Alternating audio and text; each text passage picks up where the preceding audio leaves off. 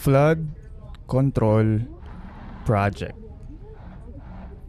I think it is safe to say that you are not Filipino if you have not heard the word Flood Control Project.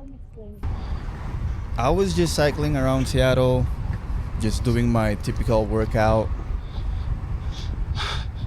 And it's kind of funny because I was supposed to have a group ride that morning. This is a funny story, or I don't know if you all find it funny, but this morning was supposed to be my first social ride at around 6 a.m. But you know, your boy just started sleeping at 6 a.m. And then I didn't know that the route was closed, or at least part of it is closed. So I decided to just do my own detour and just bike a random route around Seattle. And what's supposed to be a relaxing and fun ride, This is kind of sketchy. I mean, it still was. But it also turned to be an eye-opening moment for me when I stopped by this flood control project in Seattle. Hirap na ako mag-English. Nagtatagalog na ako para damang-dama. Paano? Kailangan pa kasi mga ibang bansa para lang magkaroon ng maginhawang buhay. Hindi naman sa nagre-reklamo ako. Lubos pa rin ako nagpapasalamat sa oportunidad na meron ako. Pero sinasabi ko lang kung ano yung nangyayari sa atin. Okay? Bali itong nakikita nyo ngayon, ang tawag dito is Ballard Locks. Bali sa pagmamasid ko, may dalawang purpose ako nakita para sa buong facility na to. Isa sa purpose na yun, dito sa pinagkakatuyuan ko ngayon, dito nagmi-meet yung tubig tabang at tubig alat. At kung nakikita mo ngayon, sa kaliwa ko ay yung tubig alat, sa kanan naman ay yung tubig tabang, which is a lake. Na inarangan nila ng gate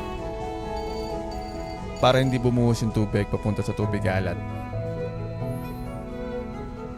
Bakit? Sa totoo lang, hindi ko alam.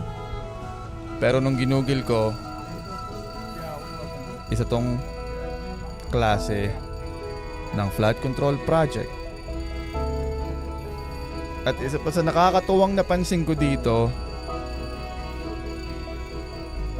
ay ginagamit din nila itong mga pinto na to para mag-serve as elevator para sa mga barko. Kasi mga barko na manggagaling sa tubig alat na may mas mababang level ng tubig, iaangat nila bago nila buksan ang pinto papunta sa tubig tabang.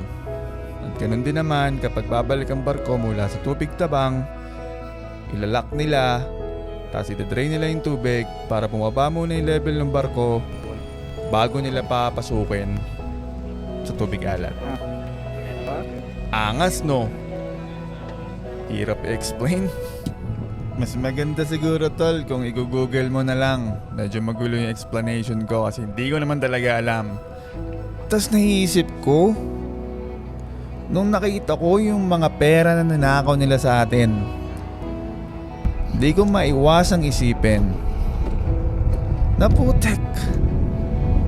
Ganito sana flood control project natin, kundi lang kurakot yung mga tao sa gobyerno.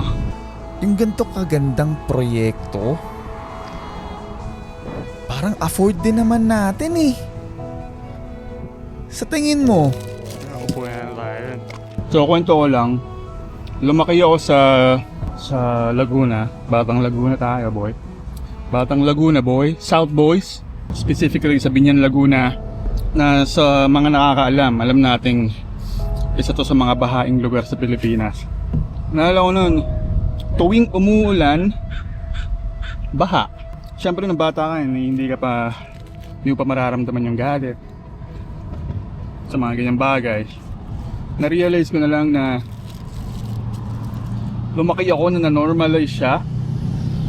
Na masaya pa nga kami kapag ka bumabaha kasi nakakapag-swimming kami. Tapos walang pasok. Alam mo, yung mga ganung bagay. So, lumaki na ako lahat.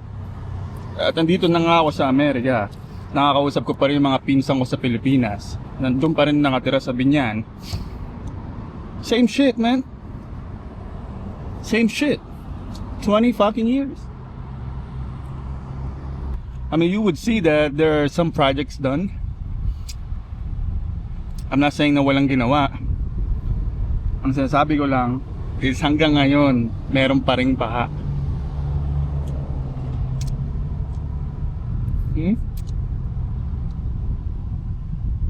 Kaya sobrang inis ko dyan eh. Kung narinig ko yung balita na yan, na ganun pala kalaki yung budget na dapat para sa baha. Kasi mo yung budget na nasisilip ngayon, just in a span of 5 years. Paano pa noon? Gano'n pala kalaking pera yung dapat na nakalaan dyan? Lagi natin sinasabi, Diyos na lang bahala sa kanila. Parang ting hindi uubra ngayon to eh. Kailangan yata talaga may gawin tayo. Yeah, tara. Uwi na lang tayo. Nakaka-bad trip lang. I mean, kung ako nababad trip na nandito sa Amerika, paano pa kaya yung mga tao na araw-araw pumapasok na ganun yung sitwasyon nila? Kasi naalala ko noon, may naalala ko, nakatira ako sa Binyan, trabaho ko sa BGC.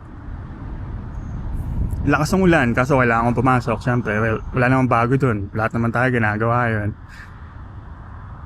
Bali, ang ruta ko, sasakay ako pa Magallanes. Bababa ako ng Ayala Station. So, from Ayala Station, tatawid ako sa overpass.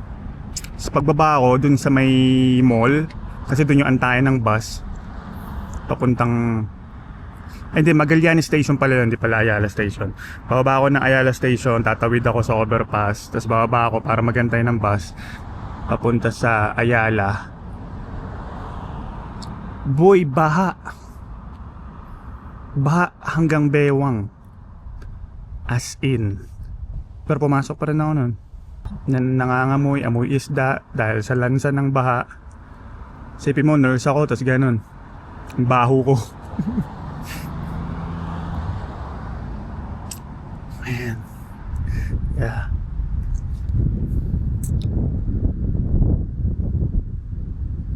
Yeah, nakakalungkot isipin.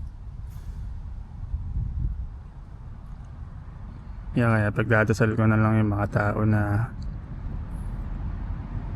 may kapangyarihan para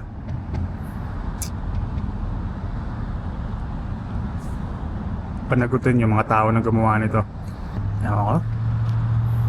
Nakakalungkot. Uwi na tayo. Enjoyin ko lang itong view. Saglit, tas uwi na. Para sa mga pupunta sa Setyembre 21, saludo po ako sa inyo.